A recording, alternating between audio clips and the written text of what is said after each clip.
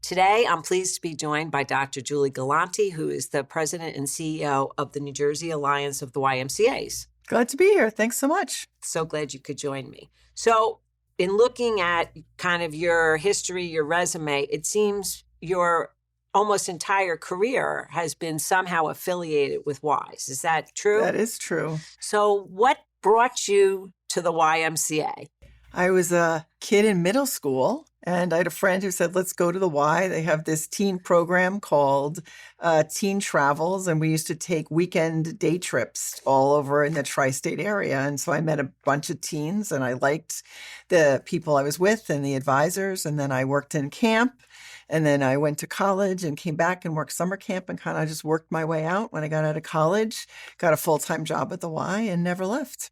So you clearly love the Y. I do. What is the Y's mission? What is it about the Y, what they do that really draws people to it? Because there are many people who that is a career, right? 100%. And their families have gone, their kids have gone, et cetera. Yeah.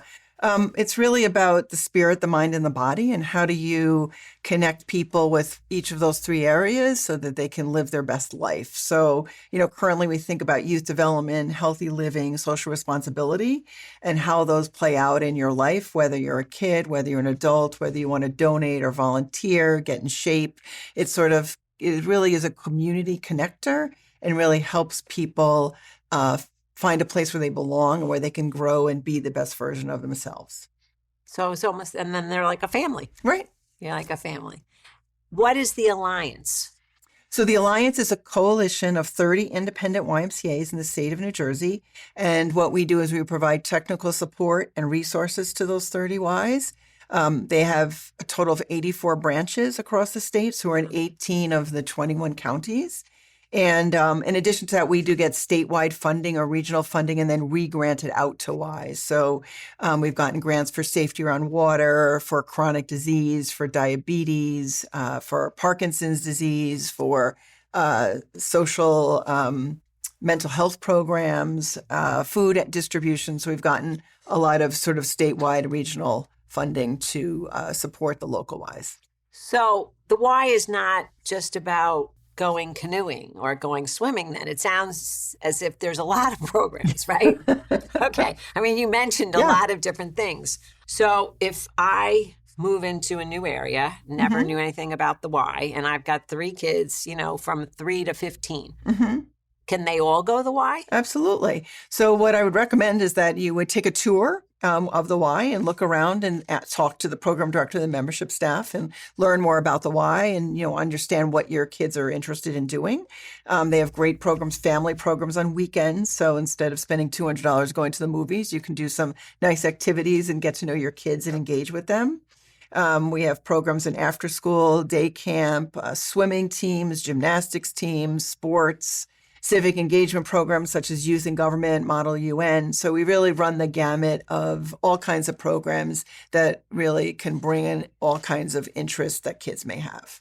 And so I'm thinking when you say, you talk about childcare or something, so there's something for the little kids, right? And then there's after school. Do they have tutoring, that type of stuff where they're affiliated with the school?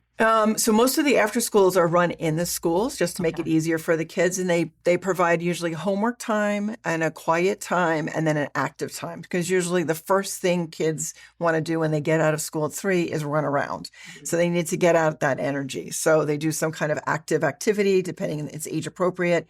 Then they usually have a snack, a quiet time, and then they try to do homework. So they try to encompass those 4 different areas within the course of the after-school day. And they also have holiday camps, because as you know, there's about 40 days that kids have vacation that parents need to work. So the Ys also provide holiday care for the November break in New Jersey, spring break, Christmas break, and all those holidays that, we have to work and your kids aren't in school. And then all summer. Right, and all summer.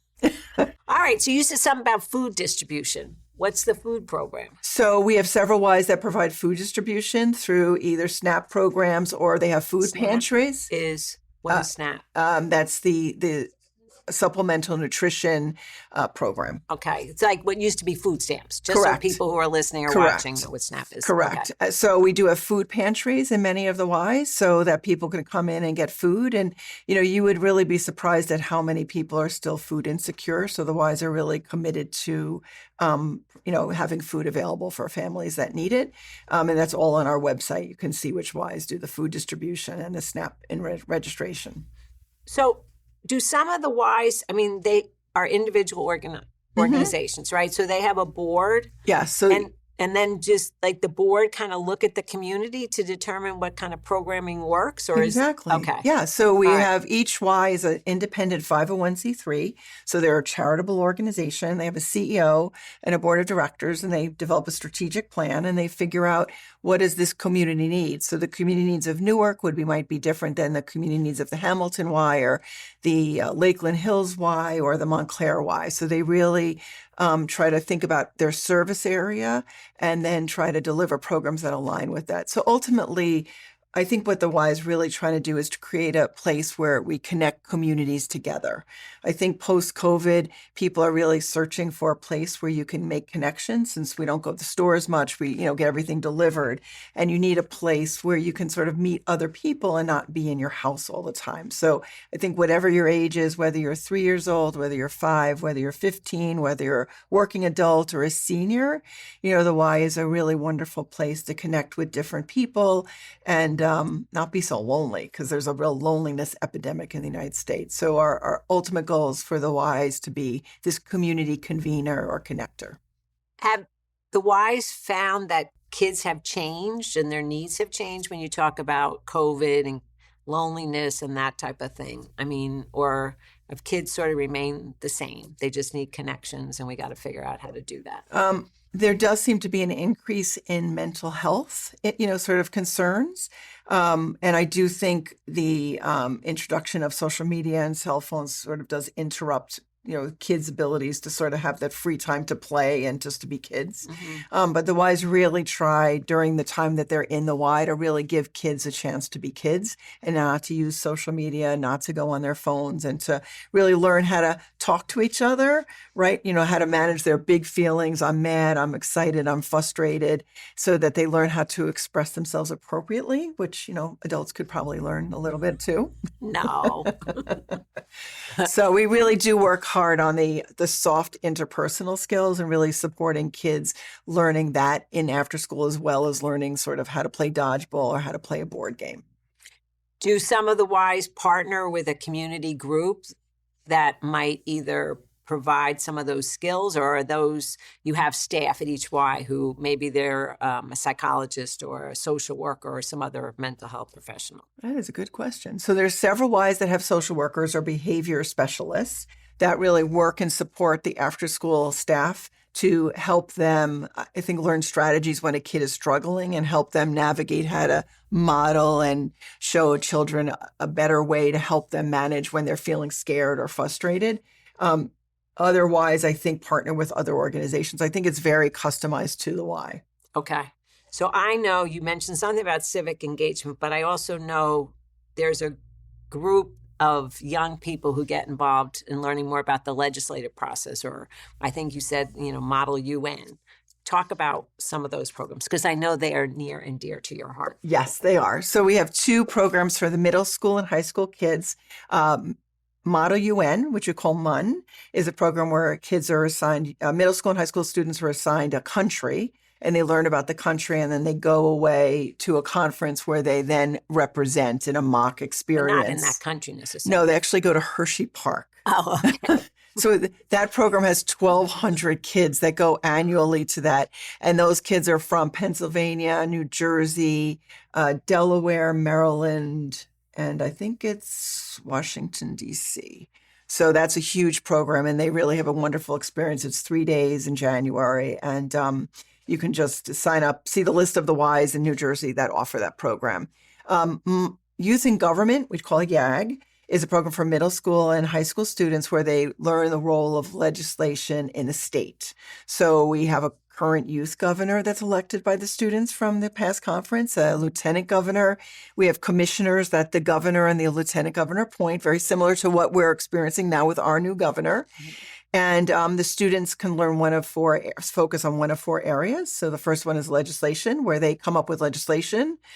They go into committee and they debate it, and their fellow legislators, student legislators, either approve it, pass committee or not, and then it goes to the governor for either veto or passing. And then we have the judicial, so they get cases, and the students are assigned both sides of the case, and they learn how to debate the case. So that's a really good experience. They work with a volunteer attorney to do that.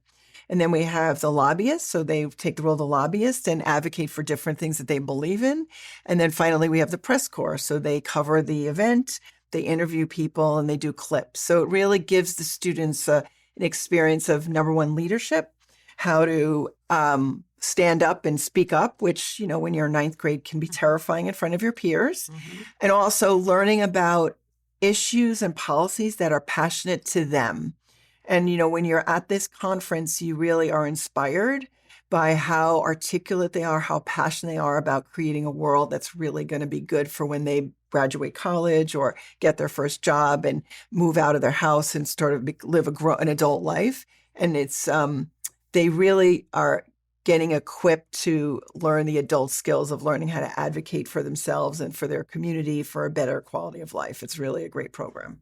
And I am assuming that's over a period of time, right? Mm-hmm. So we started in October. So the ninth graders come in on October, and then the conference is in March or April. So we're still working on the date. We do have one pre-ledge day, which is like a practice one day where they kind of practice their committee work, and the legislators work on that, the judicial. But it's a 3-day conference, Friday through Sunday, and the kids are totally engaged from when they arrive Friday morning to Sunday lunch.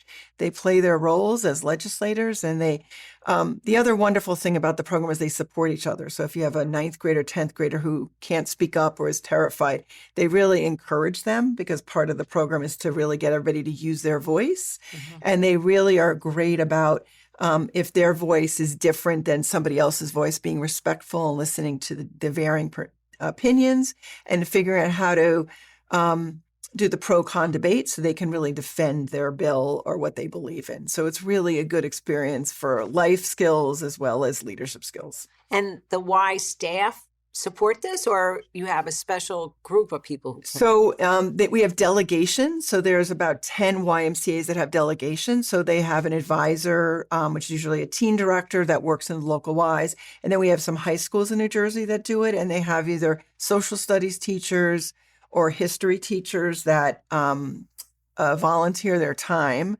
to get the kids ready, the high school students ready to participate in the program. Oh, it sounds like a big commitment. Yeah. Of the youth, but clearly a big commitment of the people who support them. Yeah. So talk a little bit about who are the YMCA staff. Who are these people who go the extra mile for kids? So the Y is, for many people, is a first employer. So if you go around in a meeting and you ask who worked at a Y, almost everybody raises their hand or had a experience with the Y.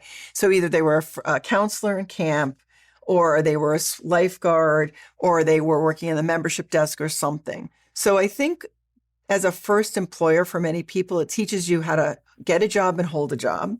And it teaches you those interpersonal skills about how to sort of think on your feet, learn the rules, learn how things are. But the Y has great possibilities for training and development. So you can I started out in the youth department, but then I went to membership, and then I went to housing, and then I went back to programs. So you have a lot of flexibility in sort of figuring out what you want to do in your career. And there's a lot of career development internally in the Y to support professional development. So people then stay. Yeah. You're not an exception to the rule. Correct. Okay. And I would think if people had a good experience like you did when they were young, if they start working at a Y, they want to make sure the families who come in have that same wonderful experience. So there's almost a commitment to saying, I had a great time. I want to make sure you had a great time. Right? Yeah, absolutely. Are the Ys different, let's say, in an urban city versus we do have some rural parts of New Jersey out in a rural community. They are. I think each Y really reflects their community. And remember, their board reflects their community. So traditionally, most of the boards come from the local area. So the board of the Lakeland Hills Y might be different than the board of the capital area YMCA in Trenton. It's just, and they really do try to provide programs and services that represent the needs of that local community. So they do community needs assessments or talk to members and really find out what they're looking for. And then they can use the Alliance as sort of a resource, right? Correct. So Correct. do you share, or your staff share, a curriculum or how to put a program together if they say, well, we want to do this art program? So we do have some resources. We have a national YMCA that also has those resources. So between those two, those are really good resources. And I would say the Y staff community is very generous. So if you want to start a pickleball is a big thing right now. If you want to start a pickleball program, there's several Ys that are doing pickleball, and they're happy to share how it works and what you need to do and their learnings. Or if you want to start a sports league or after school program or a nursery program, or we have housing for low income people. So if you want to do any of those things, Y people are really generous and will share their expertise to help you, pursue whatever it is you want to pursue. That's great. I'm thinking, since you mentioned you do get some government funding for some of the program, which you then give to the local Ys, that has conditions on it in terms of there's some licensing requirement or something else that Ys have to comply with, right? So just so people who might be listening or watching, they know people have background checks. There's things people have to do, correct? Yes. So for all childcare programs, I think almost all of them are regulated. And so all of them require a background check. But the Ys in the state of New Jersey all have every staff member goes through a criminal background check through what we call Presidium, because we're really committed to child safety. So even if you work in the fitness center, or you're a lifeguard, or you work in the back office, every employee goes through a background check. That's good to know, because I know people get concerned. So you want to make sure they know. So what are some of the reasons that parents should think about in terms of making a decision whether to send their kids to become a member of the Y?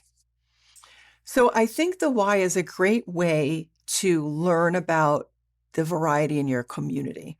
So when you take a swimming class or you take a sports class, right, you're not with the people that you usually go to school with. And I think it expands your community and your friends and your connections. And I think that's a good thing. I think we are way too isolated, adults and kids. And I think it's a great way to meet other people and to stay connected and to have a different community than your school community or maybe your neighborhood community. Because I think we need support from all aspects of our life. And I think the Y as a community convener is a good way to start there. So I'm thinking kids will come 2 or 3 days a week, right? Or they might only come on a weekend? Is this so for after school, kids pretty much come school days. Okay. Swimming, usually they come 1 day a week to learn to swim or safety around water. You might have kids on sports teams, so it would depend upon how the sports team was derived. We do have programs with kids on the autism spectrum or special needs. So I think those are really designed specifically to make sure their experience is safe and welcoming for the child and not overwhelming. So I think it really depends upon the program and what was best for the kid and the youth and what the content is. I'm thinking all of this costs money, right? So the Ys are funded by membership. Correct. And then donations. So we are a charity and we always are looking for support and sponsors. Okay. So if somebody says, wow, they're hearing this, they said, oh, I used to belong to Y years ago. Do most Ys run some type of an event every year to raise money? So they run an annual support campaign. Okay. I think most participate in the Giving Tuesday campaign, the first Tuesday after Thanksgiving.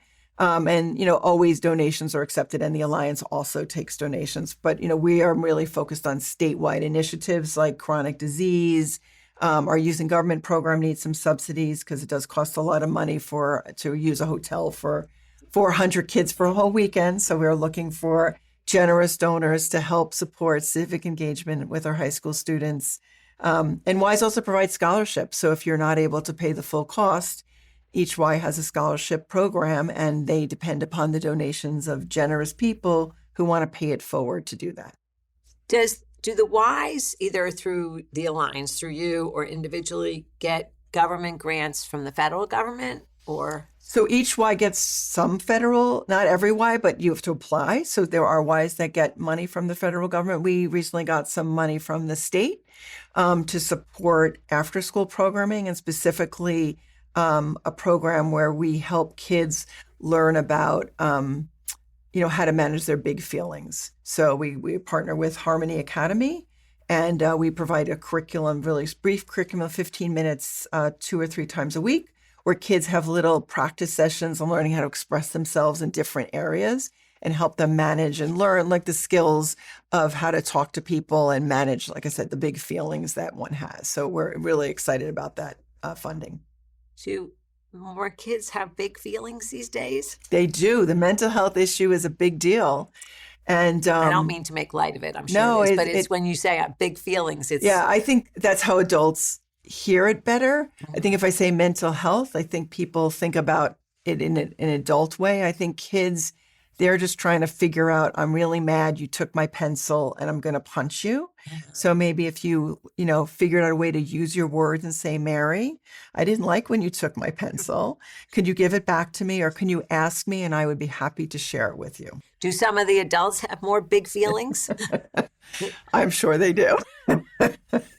Maybe we could all do a little. I think all of us can benefit from soft communication skills. No, that's really, it's interesting. It's an interesting way to phrase it, but you're correct. I mean, kids, and I think the younger they learn how to do that, the better they will be over the long time, right? And probably the more friends they'll have. Yeah, so we initially had funding from the Horizon Foundation to help us, and we just finished the first year, and both the staff and the kids and their parents reported that we could see improvements, that the kids were able to manage their behavior better.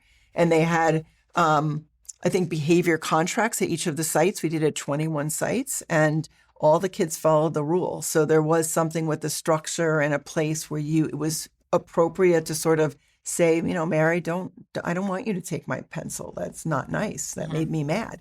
Use your words next time. And learning how to say that, is really important, because as you get older, there's bigger, harder conversations to have. So if you're able to use your words and not other ways to express yourself, it usually ends better. And it's important to learn how to express yourself appropriately, right? It's a skill that is learned, right? And it takes practice. Sometimes you may not say it perfectly, right? But, it's learning how to get the words out and learning how to express yourself. So you tell people how you feel. If you're scared or you're worried or you're angry, right? It's better to learn through practice how to share that so that somebody can help you through that, or you can help yourself get through it. Right. You said something about the Ys doing needs assessments. Mm-hmm. What kinds of things are they looking at when they do a needs assessment? I think it really depends upon the Y. So a Y might to say, gee, we seem to have a lot of seniors coming in. Maybe we should poll the seniors and see what would be interesting for them what would interest them to come and use the Y. What are they looking for? Or parents, what would we like added to an after-school program? Or, we have a potential to do a UPK in a Y. So do we have enough people in the community who would come to the Y to do a universal pre-K where they send their kids here? So I think it's basically a touch base with the community to see how we're doing and what are some of the needs that are unmet. So we're not looking to duplicate services. We're looking to, supplement, do stuff that nobody else is doing. Because it sounds as if some of the counties do needs assessments, right? Mm-hmm. And I think they do them every couple of years. Mm-hmm. But I guess some of the same questions get asked in terms of how can we better coordinate, get our services together, and actually meet the needs of the families in our communities or in our county. Yeah, one of the popular programs is Parkinson's. So we have several Ys that are providing support for Parkinson's, people who have Parkinson's. So that's a tough disease, and it affects the whole family. So usually the caregiver also needs a break. But it provides a supportive community where you can take a class, and there's all different programs. There's Dancing with Parkinson's, I think, biking, climbing wall. So it doesn't really matter what the exercise is. It all helps you manage the disease and maybe delay some of the progression. But you need supports, whether it's Parkinson's, whether it's, a child with autism or on the spectrum, or somebody who's addressing cancer or diabetes. You really do need a village, right, to sort of help you through it. When you have a health issue, it can be very lonely. And I think where the Y is uniquely positioned to connect people and community and help them feel supported, right? So when you're in your group, your cancer group, it's hard to talk about having cancer because everybody around you is freaked out and scared that you're going to get sicker. But when you're around people who are going through cancer treatment, there's a kind of camaraderie that is hard to find elsewhere, that you really do need to share that experience with somebody who can truly understand what you're going through. So I would have never thought that the Ys would have provided that type of support group. I always think of people go back to the hospital or the treatment center, and that's what their support so we do. Is. We have, and if you look on our website again, we have people Parkinson's programs, diabetes programs, blood pressure, autism, Alzheimer's. So we really do try to be a connector in the community to help support people. We have the building, we have the space, and most of those state agencies will provide training for our staff or resources. And we're trying to see if we can get medical or health organizations to come in and do screenings, because now it's harder to get appointments with doctors. I'm not sure what that's about. So, if we can get people to get blood pressure screenings in Ys instead of waiting to go to the doctor, that might be helpful. So we're trying to think about ways to support communities and what they need.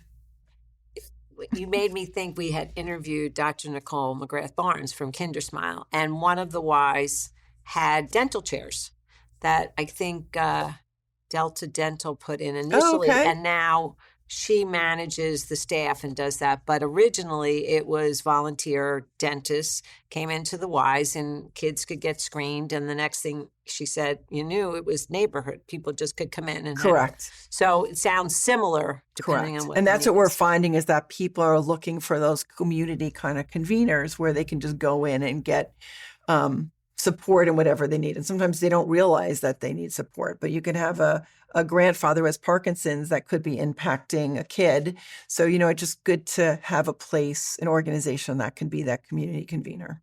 And the grandpa could go dancing, kid could be painting, and mom gets an hour to read her book. I love that. Dad says, that is a beautiful thing. Just give me an hour of quiet, right? Or maybe get us a basketball game. No, it's really interesting. So, what you're describing is what I'm thinking is a very welcoming community for really anybody. And it sounds like at almost any Y you can find a friend, right? Yep, absolutely. So that's really wonderful. So you mentioned there's 30 YMCAs that are part of the Alliance, right? And they're in 18 counties. And there's all this work and programming you do, which, I'm sure staff is extremely competent, but I can't imagine they can provide all of this program. So do you work with other community partners, or do the Ys partner with other organizations? Yes. So the Alliance actually has a really robust statewide partnership. So we have a bunch of organizations that we work with, American Cancer Association, Alzheimer's, diabetes, Parkinson's, autism. And then we also are inviting anybody who's interested in partnering with the Ys, the 30 Ys in New Jersey, to contact the Alliance and set up a time to meet with us to talk about ways that we can partner to share the programming or expertise with our YMCA communities. Oh, that's interesting. So if somebody is from the Alzheimer's Association and I joined the Y and it turns out my mother has Alzheimer's, then that Y could contact the Alzheimer's Association and say, what do we do? Right. To make this person feel comfortable. Right. And a lot of organizations need places to go. Right. So, if you think about the Alzheimer's disease, how do we support people who have Alzheimer's in their families? Right. So you obviously have literature that you give out to families, but it would be good to have them support I think there's 10 Ys that provide programs with families with Alzheimer's. So then we can then train the staff, provide additional resources. And again, it's like connecting the communities, right? So again, you feel supported, you feel safe, and you're getting the food you need to help you deal with whatever it is you're dealing with. So we're, like I said, we're open to any organization that's willing to partner with us to provide services to the 30 Ys. That's terrific. No, I think is really helpful. There's a lot of information here that I think I know I'm learning, and I think a lot of people are going to learn a lot from you. Well, thank you. Thanks again. This has been great. Can people volunteer at Ys? Yes, the Ys do have all sorts of opportunities for volunteering. So some of them do it in the food pantry, or they might have events where they do community service, or might be helping in a program, or so might need volunteers in a Parkinson program or a diabetes program. The programs with children and licensing is a little trickier. So we can do volunteers, but any licensed program, it's just trickier because they have to go through many, many hoops to be approved to work with the kids. Got it. But I would assume such like a food pantry, that could be almost a separate thing. And they do street fairs. Every Y does fundraising. We are a charity. Times are tough. There's less government money. And Ys, like other nonprofits, really do need, and you responsibly use those donated dollars. And so, any donations to any Y would be greatly appreciated. Do they rent out rooms for parties at Ys? They do. Oh. Yes, birthday parties are particularly popular. Okay. And they do pool parties, gym parties, and regular arts and crafts parties. It's amazing. And I have to say, I have not been at a YMCA in a very, very long time. Well, you need to go. I know. I have to find one near me. So in terms of the work of the Alliance, it sounds as if that's really all to be a support to help connect all the local Ys to whatever they need. Yeah, that's exactly it. And then in addition to that, we do have 4 Ys that do low-income housing. So, and they're in 4 different counties. So we have the Newark Y, the Patterson Y, the Gateway Y, and the Raritan Bay Y. So each of them provide housing. There's different types of low-income housing, but I think it's about 900 beds a night. So there's 900 people that have a safe, clean place to sleep. So in New Jersey. Tell me how that works. Is it like a shelter, or few of them are shelters. So they have different. There's different types of low income housing. So there's emergency shelter. There's SROs, dormitory style housing. We have some families that that need housing that have Section 8. We have some long-term housing, which is usually 1 to 2 years. So each Y gets different funding streams to support people who are housing insecure. Were Ys always providing that type of service? Yes, actually, it was a big deal. The history of the Y, as the Y was invented. I guess we should have started there. There you go. What is the history of the Y? So the Y is celebrating its 175th birthday.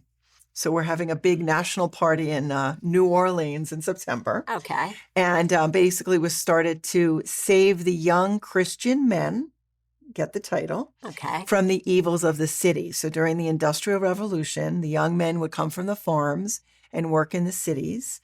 And so the Ys that were built on train lines had housing. They had cafeterias, barbershops, and gyms. So the men would work from dawn to dusk and then go to the Y. And it was a religious organization where they would live a Christian life so they wouldn't be tainted by the evils of the city. And they had all of this stuff to keep them in the building so they didn't have to go outside after they worked. So if you look at Ys that are on train lines, so Summit Y, that if you look, that's near the train, that used to have housing. Montclair used to have housing. So we had those older Ys built in the 1920s. And then the newer Ys built in, I would say after the 50s, are more suburban Ys where they don't have housing. So you'd get a room, or you'd get a dorm bed? You'd get a room. You get a room, a very small room. Yep. And then you had, a cafeteria. They had, some of them had bowling alleys. They had chapels. They had, prayer time. So it was really to save those young Christian boys from the evils of the city. I laugh, but it actually, I guess it makes sense. So when did the YWCAs come about? So that's a separate organization, and they basically created a women's organization that was very similar to the men's, and same thing with the YMHA. So the YMCA was the first kind of organization that kind of focused on a men's group. And, 175 years ago, the world was much more segregated, men and women, so it makes sense. So the Ys became integrated when the law changed, I believe, in 1974, where they had to accept women. So that was for many organizations. Okay, so the YWCAs are not affiliated with the YMCA, but they still do exist. They still do exist, and they have a different mission than the Y, but they do equally amazing work. The YWCA. But you're saying the YMCAs got integrated at some point, right? So they basically right. And then what's the YH? A Hebrew Association, or JCCs. Oh, I've heard of JCC. Yeah. So it's a YH. YMCA. Oh, interesting. Yeah. Wow. I would know way too much. No, but I mean, history trivia. Your life is, in many ways, been all filtered through the YMCA. So, of course, you know the history of it. I never thought to ask you about the history. Sorry. So I think what's really interesting about the Y is that wherever you go, you can belong, and it can really improve your life. You meet people, you try something new, whether it's a pottery class or aerobics class or swimming or, Zumba or whatever it may be. And you can just be brave, try something new, and you're in a safe place where you can belong to a new community. And I think that's really an amazing thing. Not everybody has that opportunity. No, clearly they don't. And if I go from New Jersey and decide to move to Denver, Colorado, there's a Y there. Yeah. And they could get connected. Yeah, absolutely. Interesting. Wow. This has been very enlightening. One last question. So in terms of all the changes, and I don't know if you have a comment on this or not, there's a lot of changes federally, right, that are impacting low-income people. And my sense is when you talk about housing, Section 8 housing, that's for low-income people. I'm sure some of the work you do with seniors is for all income levels, but low-income people. Are the Ys seeing an impact in their programming or in the people they're trying to help because of a lot of federal changes, whether it be around SNAP or whether changes to Medicaid? I think that there's a lot more requests for financial aid. So Ys are really working hard to raise money so that if somebody, isn't able to work because maybe they didn't qualify for Medicaid, but they still need childcare to look for a job, that the Ys can, make sure that they can get funding, scholarship money from individuals or corporations to offset that cost, to give them a scholarship through a generous donation. Okay. So they're just trying to continue the good work of the community and help people where they are. Correct. We're really trying to serve everybody we can who walks through our doors. So. Well, Julie, I really appreciate this. I learned some new things. I hope people who watch this video or listen to the podcast learn some new things and that they really do reach out and either join a Y or help support a Y and the work you do. Thank you so much. This has really been great. Thank you. Thanks. Thank you so much for watching. Visit the description to find out more information about today's conversation. Be sure to leave a like, subscribe, and hit the bell if you enjoyed the video and want to be updated when our newest interviews are released.